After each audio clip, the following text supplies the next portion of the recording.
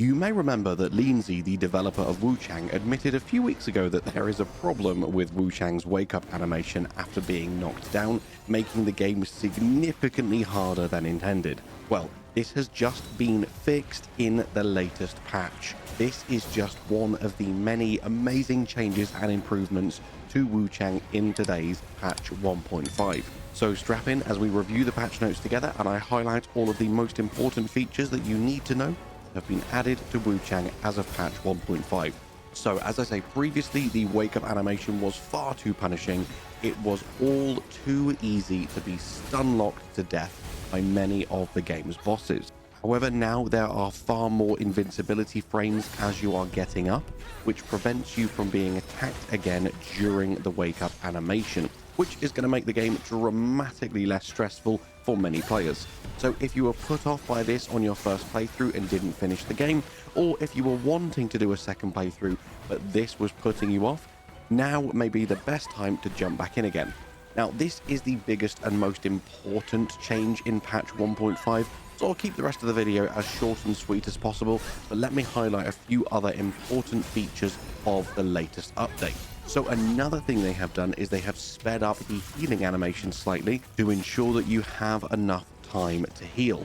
This and the wake up animation were two things that were real big gripes of mine during my review, and basically the only two things that I marked the game down for. So the fact that healing isn't as punished now and the fact that you can't be juggled to death during your get up animation is absolutely fantastic. Two incredibly good changes and I cannot wait for another playthrough. Also, when you are in the healing animation, the recovery animation after drinking can now even be cancelled with a dodge. This is a brand new mechanic they have added to the game, and this will enhance the strategic element of gameplay and literally allow you to animation cancel to make the most efficient use of your healing window. Another big change, however, a little bit more vague, and I'm not sure as to the exact specifics of what this means, but they have said that they have made adjustments to animations, values, and level design for certain NPCs and AI. Now, this could mean a hell of a lot of things, and obviously, ideally, I would like to bring you all of the information as soon as it is available, but this one's going to take some testing. I'm not sure exactly what this means. This could cover a whole range of different things. Another thing they have done is added more dialogue for certain NPCs, and they have clarified as well that they want to further optimize the exhaustion animations in the future to improve the plot performance. What this means is making it clearer when you have completed the segment of an NPC's quest you are currently on, so that you aren't missing things as often. Because obviously as Souls-likes go, usually quests are pretty hard to follow anyway. Wuchang takes that to the next level, and this update should mean that's a little bit less stressful now. They have also fixed a faction bug in Chapter 4, though it hasn't been specified what faction bug that is. They've also adjusted the level design and increase the performance effect of BVB. So that middle bit, adjusted the level design. I'm really curious to run through the whole game and see if there is anything significant, or if it purely is just minor cosmetic bugs here and there, or if there has been any actual change to the level design itself.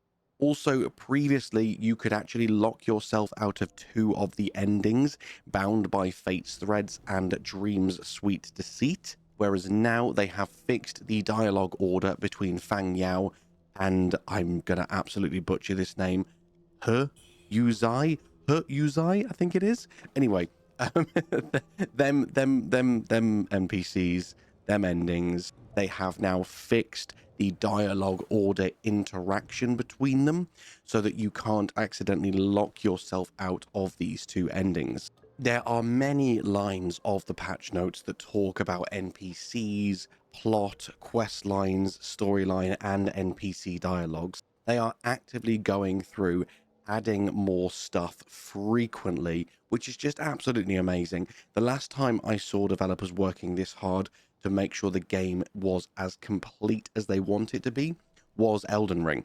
For anyone that remembers patch 1.0 of Elden Ring, there is a lot of things in that game now that were not there at launch, that were quietly added throughout patches, and that's exactly what we are seeing here.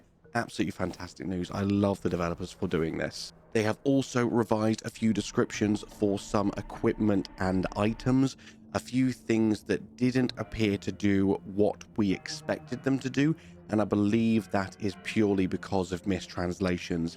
Even these patch notes, there are a few mistranslations. They're doing their best, they're doing a fantastic job, and as they are getting this feedback, they are going through, they are updating and correcting things so it's more clear for an English-speaking audience. They've also fixed key bindings if you play on a keyboard and mouse. And talking of playing on a keyboard and mouse, sorry to go off on a tangent for a minute, but for anyone that does, why? Why do you do that to yourself? Like, I'm a PC gamer, I am a keyboard and mouse gamer, but I cannot play Souls-likes on keyboard and mouse. I find it so difficult. Like, I play RTS, that's my primary genre. I'm very savvy with a keyboard and mouse. It just does not feel right to me playing a Souls-like with a keyboard and mouse. So if you do, I tip my hat to you. And with this specific line in the patch notes, it should be that little bit easier now for you to play with your keyboard and mouse. Next up, they've also fixed the issue where the Buddha statue could disappear from the player's inventory when force quitting the game after it is placed in Palace Hill of Chapter 1. That's just before the Commander Honglan boss, if you're not remembering exactly where that is. Also, certain pieces of equipment didn't function correctly in New Game Plus cycles, which is a very weird issue. That's now been corrected. And they have completely revamped the elevators in Chapter 5. Again, anyone that watched my review will know I absolutely detested these elevators. They were too slow, they were very unforgiving. You could be killed while going up and down them. That's all been completely changed. Now, as we get into actual combat, they have changed the resistances of certain monsters. They have reduced the impact tolerance of certain enemies to make them easier to stagger and interrupt. They have effectively nerfed quite a few enemies, especially late game enemies, to the point where certain spells, weapon skills, and follow-up light combo attacks will now suppress them where they previously didn't. Spike traps are also more forgiving and have an increased trigger interval. Thank God for that. They have even further reduced the damage of the landmines in Chapter 2 and 3. Very surprised about this one, actually. I don't feel like the game needs nerfing that much. It's okay, developers. You don't need to cater that hard to the casuals. If people love your game enough, they will persevere, they will push through it. I personally think they were fine before any nerfs, but you know what? I can't blame them for wanting to cater to the largest majority of people. I understand. And talking of landmines, they have reduced the number of landmines in Chapter 3 as well.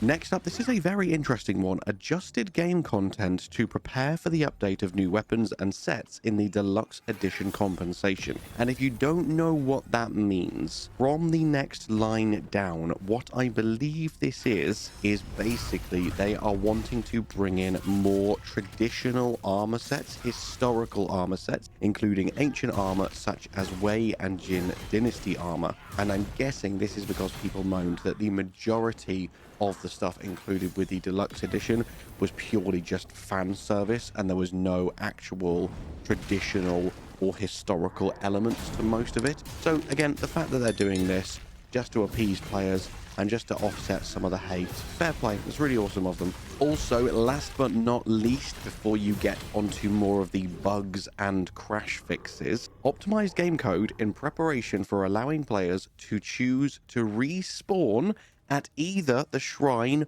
or the boss fight entrance after death. That's right, not coming up in this patch, but in a future patch. They have prepared the game code in preparation to allow you to respawn at the boss fight entrance. No more runbacks to boss fights. That is crazy.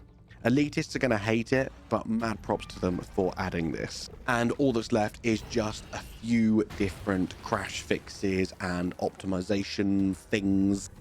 This is an incredible patch.